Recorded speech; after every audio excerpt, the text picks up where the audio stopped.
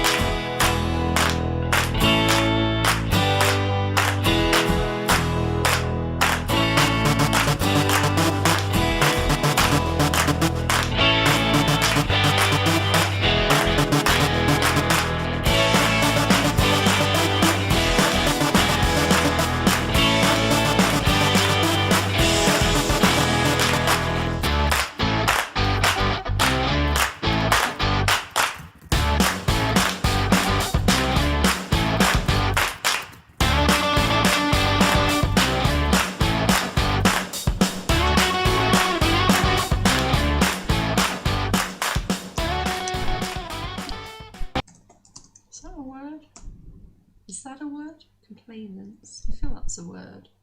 Plaintiffs, complainants. define. Yeah, let's use that then.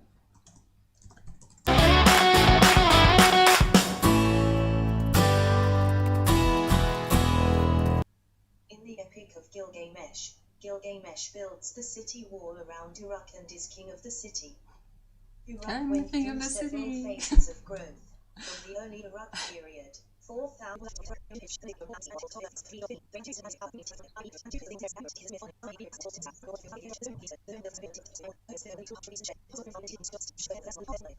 Okay, so it's time for a break and some ugali with beans. So reheated ugali is not usually that good, but if you steam it, it's okay. So I'm going to eat that.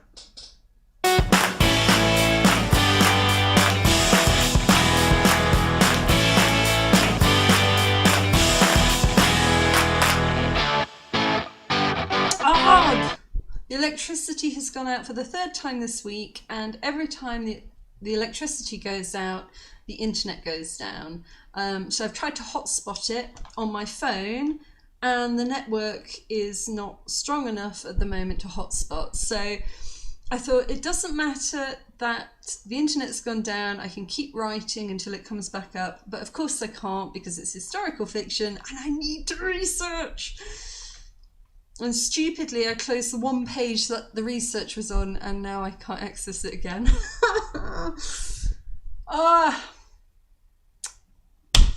And there's nothing you can do about it. I mean, usually the electricity is, oh, it's come up.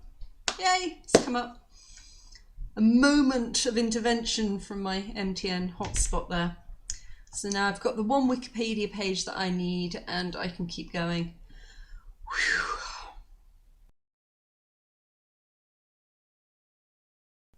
So just what I'm researching at the moment is the final chapter of my book takes place in Uruk, which was a big centre of power in sort of southern Sumeria. And the city, there's a lot that's known about the layout of the city.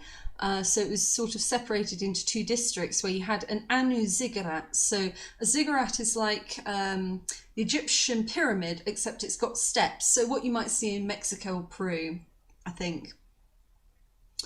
And that was more of a Sumerian style. And so they had a ziggurat to Anu, I believe, who was the sky god. And then they had another district of the city where there was an Iana, which was a temple dedicated to Inanna.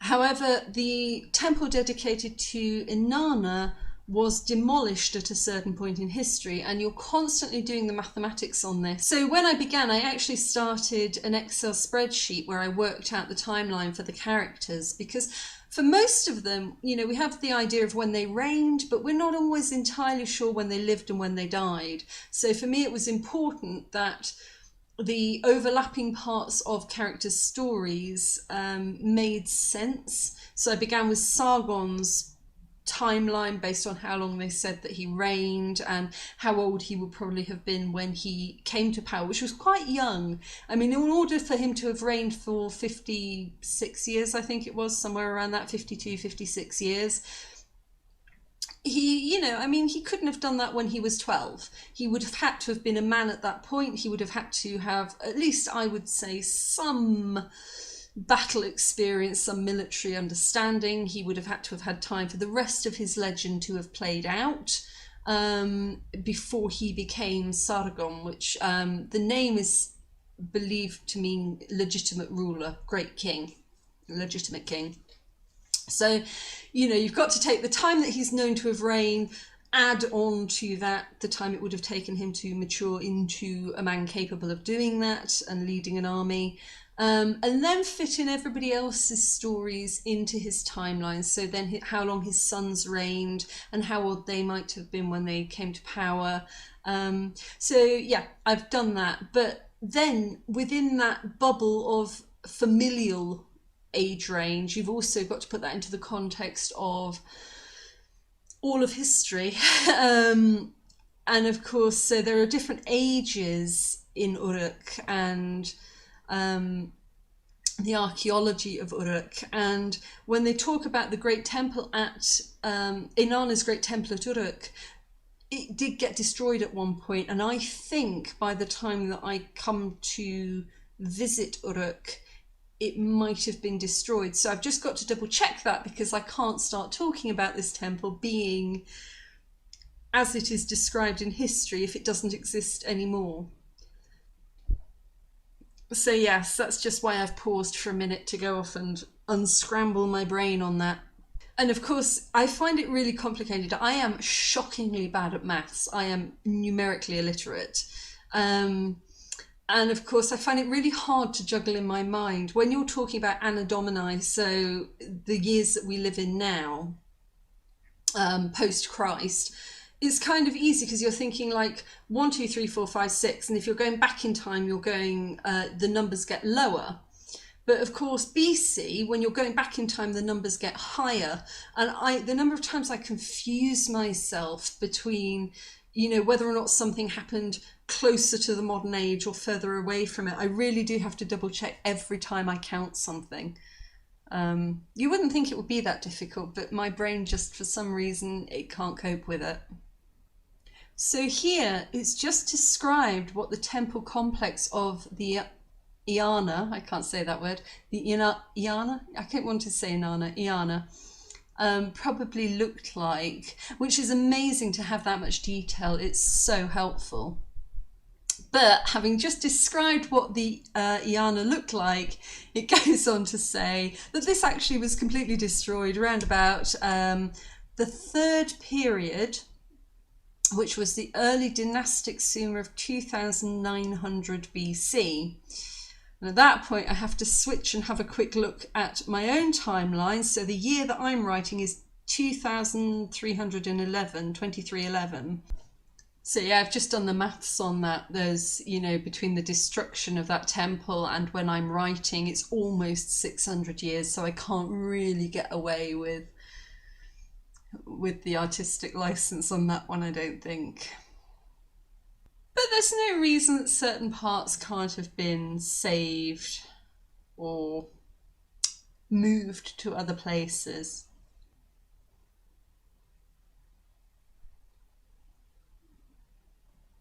Oh, I know what I'm going to do.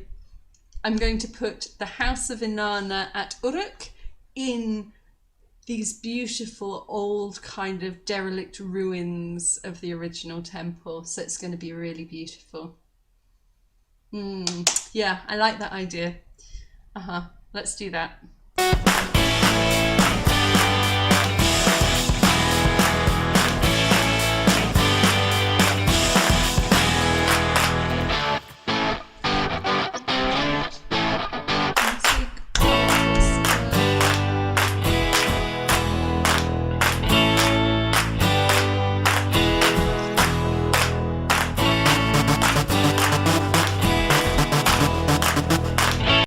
So I've just been informed that it is now feeding time, and as the electricity still hasn't come back on, I've saved my work and I'm going to take a break.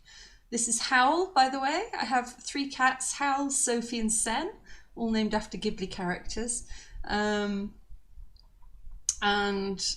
at 3 o'clock in the afternoon, they promptly inform me to feed them. So we're about to do that.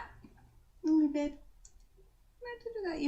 He doesn't like it when I'm talking to the camera. He thinks I spend too much time in front of the computer, and he doesn't like to be on camera, and he doesn't like it when I spend my time talking to the camera and not to him, which is understandable. So we'll spend a bit of time together, yeah. Okay, so I'm gonna go and do feeding. Okay.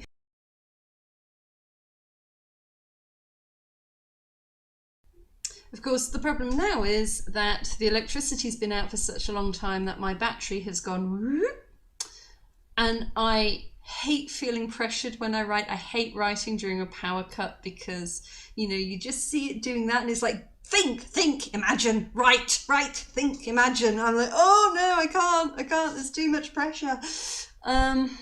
So I might just stop for a little while and just hope the electricity comes back.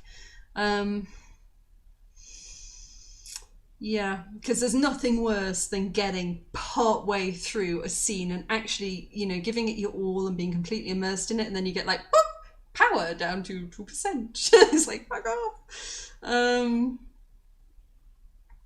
So yeah, I don't know, I think I'll maybe stop for a minute.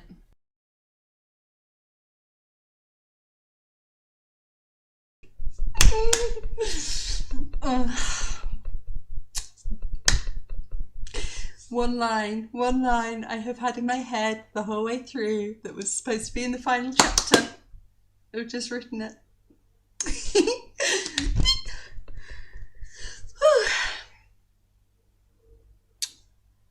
Okay, it's 6:45 and it's now pretty much dark, well, completely dark, and I am now over 145,000 words, and I am that close to the end, but every time I think that I'm at the end, there's something more that I want to add, so I'm not quite at the end, but 145,000 words, still going, maybe 1,000 more, top side, couple of thousand more to go, but I am now beginning with Mutzig. So Mutzig is pretty much the local go-to beer in Rwanda, and I have a little bit of Beijo, which is cheap Chinese alcohol, and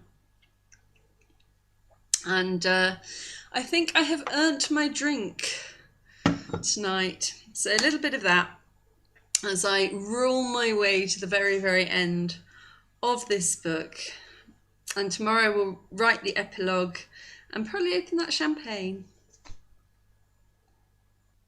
Okay, so it's about 10 a.m, fresh out the shower, had breakfast, got my cup of tea. Yesterday I managed over 5,000 words. I'm coming to the end of the final chapter, got the epilogue to go, so today I'm hoping to finish my novel about ancient Akkad. Let's go for it.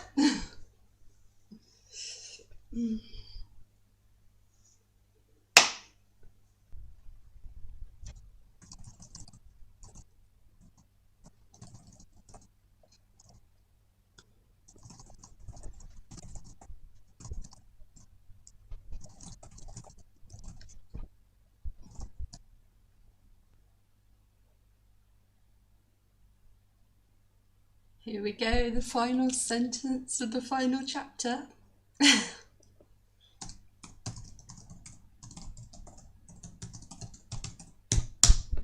Done!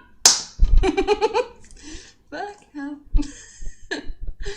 Oh my goodness me, what's that? 147,238 words. But still got the epilogue. So I'm just going to get on that. And then I'm really, really, really done. Really, really, really, really, really done. Oh my God. And it's 11 o'clock in the morning. So I've still got the whole day to begin editing if I want to. Yeah.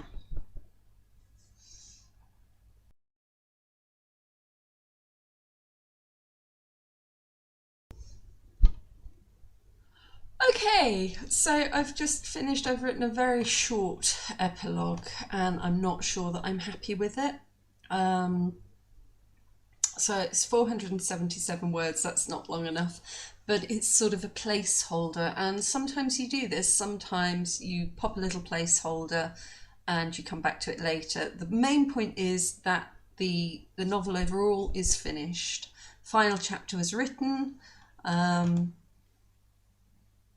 147,645 including the epilogue. That may go down drastically because usually when I come to edit, I do cut down a lot. I really tighten up the sentences. But I think with this one, there's quite a potential that it might get a bit longer because there are a few little placeholders that I've included where I need to go back, do a bit more research, add some more information. And also, I think my friend Leif, who is the academic expert on Mesopotamia, I think a lot of what he's going to tell me, there are going to be things that I want to add. Because from him, I really just want to make it more. I want to make it extra Akkadian sort of thing. I want, you know, little details that I've forgotten to include. I also have a page several pages of notes, which as I was going through, there's like words that I find really interesting or concepts that I find really interesting, and I've just like made little notes to find places to fit those items into the story somewhere. If there is a natural break, a natural place where I can fit them in. I think the thing with historical fiction is you don't want to be forcing all the information in there, because it's not a history textbook, it's a story. First and foremost, it has to be entertaining.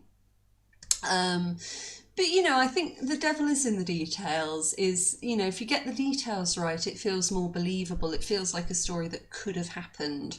And I think that's the best kind of fiction. It didn't happen, but it could have done. So yeah, I think there's definitely a chance that the word count might bump up a little here. But overall, probably not by too much, because I will also be taking out a lot of cluttered sentences. So yeah, oh my God, I can't actually believe it's over. My goodness. I just need to check actually when I began writing this. So I keep a writing blog, and I love this because it's my diary. Whenever I start a new project, whenever I start to write a book, I keep the information about it on this blog. And I found that over time, that means that I can go back and I can look at a timeline of how long it took me to write something, where my head was going. And this is quite interesting. So I had the first idea about writing Enheduanna's story in 2016. And this is definitely very common for me. Same with Children of Lear, same with Rosy Hours, is I often think about something for a couple of years before I actually sit down and write it. Like there's an idea in my head, but it kind of gets cued. And then I will come back to it many years later and actually start to write. So apparently I had a go, I said, I'm just reading this from the paper, apparently I had a go at writing a prologue for this novel in 2017. And then in November 2019, I wrote 1,000 words. So basically I thought about it in 2016, played with it in 2017, forgot about it, played with it again in 2019, and then just forgot about it for at least another year. So I actually started writing in October 2020, and I began by deleting all 6,000 words. So at that point, I've been playing with it for a couple of years. I've written maybe 6,000 words, and I just decided to get rid of all of that and start again, which actually has happened a couple of times with books before as well. Anger Reachner, I think I'd written about 5,000 or 6,000 words, and I just thought, nah, I need to change the perspective, I'm starting again. So I do sort of tiptoe around a subject in a book quite a bit before I actually go in on the attack. So in October 2020, I deleted 6,000 words, began again, got 11,500 words down on the page, and from that point, from October last year until now, so what's that, October, November, December, January, February, March, April, May, June, July, 9 months, I've written a novel of almost 150,000 words in 9 months. And that's interesting to me, because whenever anybody asks me how long does it take to write a novel, I almost always say 9 months, because it almost always is. I think Anger Reachner, I think Children of Lear, around about 9 months is about standard for me. But what's interesting is that over the years, my word count has been getting significantly higher. So I think Lucid, the first novel I ever wrote, was somewhere around 90,000 words. And then it kind of stuck around that until probably around Children of Lear, which was 120,000, this 150,000. But the time that it takes to write in seems to remain pretty much the same. And I don't write every day, I try to. Sometimes I will go for a few weeks where I'm writing about 2,000 words a day, try and get 1,000 down. But I don't pressure myself. If I don't manage to write it, I don't manage to write it. But I know that eventually it will get written. And that eventually always seems to be around the 9-month mark. So I'm quite a happy procrastinator, I don't pressure myself. to do that, because writing should be, I wouldn't say it's always fun, but it's necessary for me, at least. It's something that I have to do in order to feel balanced and okay. If I go for too long without writing, then I don't feel so okay. So I always end up coming back to writing at some point, and that's why I don't worry about it too much, because I know it'll get done. And then when I finish, I'm like, yes. So it's good. But that's interesting, just to look back over that blog and that diary of the progress of this particular novel. It surprises me, because I think, because I know that I've been tiptoeing around it for several years, in my head I thought this one took a lot longer to write. But no, I started writing it seriously in October 2020, and it's been fairly constant since then. So that's good going, I think. So I did say that I would open a bottle of champagne when I got to the end, but it is not yet midday, and I don't think that I can quite justify that at this time in the morning. But I might open it tonight, and then it's good. Let's see. Time to start the edit, and then time to start the beta read and see what people actually think about it.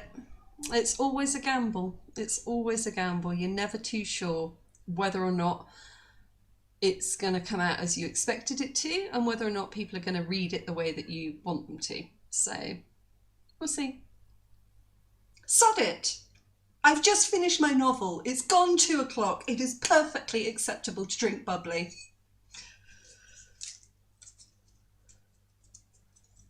I'll get into it.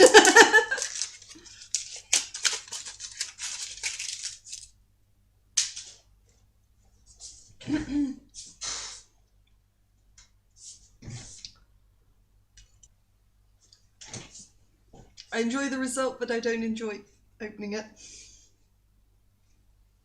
Oh! That was a nice sound. Okay. Oh gosh. 147,000 words. Well, I think I deserve this. Cheers. Chin